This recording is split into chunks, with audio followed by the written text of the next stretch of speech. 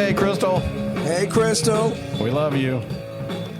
Anyway, my name is Frank Johnson. And I'm Abraham Lawrence. And you have found the morning edition, our morning take, taped on a Tuesday night. That's the way we do things. That's the way we roll. Yeah, this week has been going off the rails for sure. For the first time, though, we are live, and you can actually watch the live broadcast if you would like to, and you'll already be ahead of everything. By the way, Nikki said Ellie has already eaten supper and she's headed to bed. Awesome. So she's not gonna listen to the rest of it. She'll have to catch it next week when we broadcast. So just so you know, you will be able to watch us live every week from here on. We'll let you know where. We'll give you like a heads up so that you can watch. And we appreciate that. And we appreciate any donations. This is a ministry of Hands and Feet Fellowship and also Christian Community Academy, which is our major sponsor. David Ross is the principal there. We're going to have a great time this year, so don't forget both of us. We'll talk a little bit more about CCA. But I kind of want to just get on right back to this story. What do you think, Abe? Yeah, absolutely. So you asked a question yesterday. You want to give the question again for those that didn't hear yesterday's?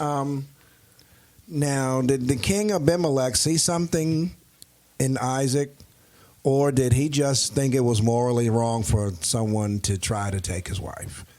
Like, was there anything special about Isaac? I think he mainly just wanted him to feel comfortable because, you don't have to lie about this woman being your sister. Stop it already. Listen, I'll make this decree, nobody will touch your wife.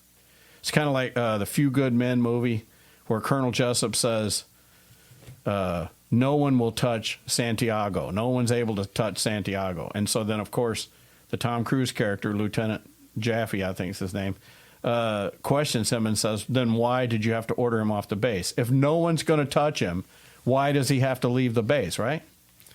How did we get into that, man? That's the movie that's in my head. Literally. I love that movie. I know you do. You reference it a lot. You can't handle the truth. All right, where are we at? He who touches his... All right, so in verse 12, Isaac sowed in that land, and he reaped in the same year. And so that's why I didn't really want to read all of this. But obviously, they did well. And then they had one other little problem, the same problem his dad had. His dad had the same problem with Abimelech. Once again, there's a quarrel over these wells. Yep. And so verse 18, Isaac dug again the wells of water. So once again, he dug the wells. Just like, remember when Abraham says, by you giving me this, you are testifying to the fact that I dug the well. Right? Yes. Because, like we said, water is really important, right? Yeah, and this thing seems like it's very tedious to dig a well. I mean, I don't know. It just seems like it's a lot of work. How deep do you think you had to go? I mean, if you're getting water for a flock, it's got to be pretty deep.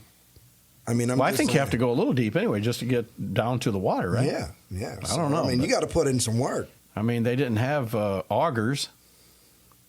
Yeah, is that right? Is that right? Where auger? I'm not sure. I'm not a landscaper. It's an automatic like drill looking thing, and my dad and I we used them to drill fence hole posts, and the auger goes down in the ground. It's all automatic, and you play heck trying to get it back. The two of you. It must be a lot of work because verse 19 says, "And Isaac's servants digged." You mean Isaac wasn't out there digging? I'm not doing that. Yeah, that's it. Anyway.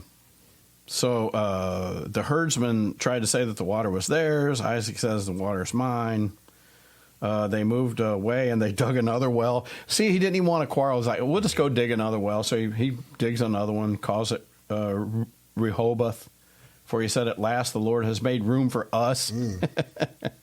Then he went up from there to Beersheba, and the Lord appeared to him the same night and said, I am the God of your father Abraham. Do not fear, for I am with you. I will bless you and multiply your descendants for the sake of my servant, Abraham. So you see, once again, he just reiterated to his son. That's gotta be life-changing for him right there. Yeah, because as far as we know, this is the first time that God has spoken to Isaac direct. Absolutely. So he builds an altar. He calls it, he called upon the name of the Lord. He pitched his tent there. And there Isaac's servants dug a well. And by the way, Beersheba is still there. It's the same. I don't know if this is the actual Old Testament city or not, but man, it's a lot of history still. Here's another thing that I want to interject in here. And sure. we talk about it a lot, about how you were raised and how I was he knew exactly what to do when God spoke to him. Mm-hmm. He knew exactly what to do. There you go. So he makes this covenant with Abimelech, verse 26. He came from Gerar with his advisor, Ahuzah. Philcol's still around, though. Oh, yeah. He must be an old dude by now. Gotta be. He is the commander of his army. Maybe Philco was a really young guy, young commander at the first Abimelech. But, there you go. This is why some people do think it is the same Abimelech, but I don't know. I just don't think it is. Isaac said to them, "Why have you come to me, since you hate me and have sent me away from you?" And they said, "Well, we see plainly that the Lord has been with you.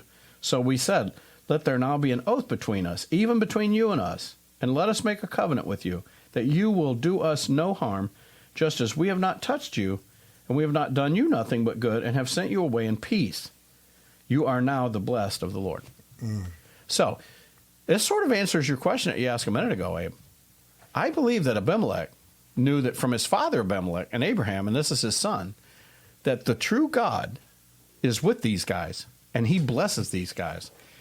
And he saw something. Like when people see you, that's just not Frank Johnson. That's a child of God. I'm seeing that more than I used to. Like I've been helping some people the last few days, and there's a certain respect there. Yes. And I don't command it. I don't ask it. I've never asked for it, but I see that it's there. And so, I get what you're saying. Same respect Isaac got here. Yeah, and even like with my boss, and she's got a filthy mouth. When she's talking to me, she'll, She's not a listener to the podcast, I think. No, and even if she was, but Okay, just making when sure. when she talks, she's very, very rough when she speaks, but she curbs herself when she's talking to me. But there you go. If she's talking to anybody else, it's just like, whoa. She lays it up. Censored. Yeah, you put her on TikTok Live. Yeah. All right, so there you go. So that's why they wanted to make this covenant, and so that's what they did. And so, verse 32, it came about on the same day that Isaac's servants came in and told him about the well which they had dug, and said to him, "We have found water." So he called it Sheba. Therefore, the name of the city is Beersheba to this day. Beersheba. And then the story skips back around. Yeah, then Esau was 40 years old when he married Judith. So, Jodai, the daughter of Beri, the Hittite. How about that? Yeah. All right. Now, were they not supposed to marry Hittites? No, I think the Hittites were part of Abraham's children. Okay. Remember? Wasn't the Hittites one of the Keturah?